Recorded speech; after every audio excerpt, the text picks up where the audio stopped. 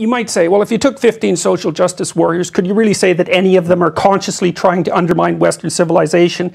And I would say, no.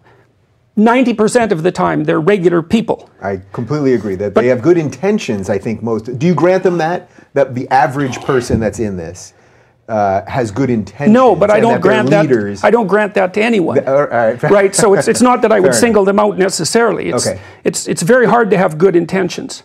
People say they have good intentions, but the world is a harsh place. It is a very harsh place.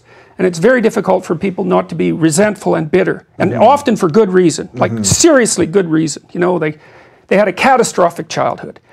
You know, they've got 2 or 3 ill relatives. Their employment situation is dismal. Yeah. They have a drug and alcohol problem. It's like things are rough.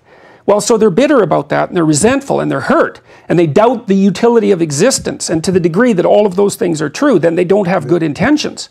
Because you can't under those circumstances. You're driven by rage and often the desire for vengeance. Yeah, and I actually like the way you split that, because I usually say that most of them have good intentions, but that does add a little subtext to it that is an important piece of. Yeah, well, there's good intentions are there. Yeah, people spread out across the whole spectrum. You know, I mean, and it's certainly the case that normal people in their burdened lives do heroic things regularly.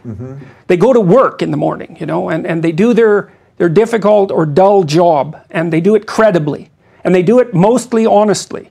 And so hooray, you know, so I'm not doubting the good side of people, but I'm always aware of the other side.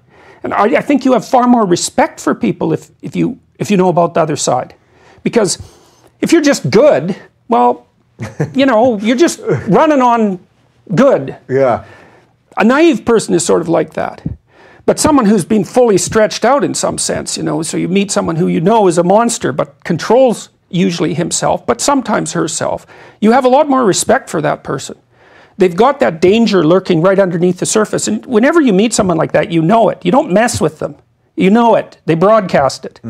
And so there are people for whom that capacity for violence is very close to the surface. Now often, especially if they're civilized, they really keep that under control, and they also channel it into authority, right?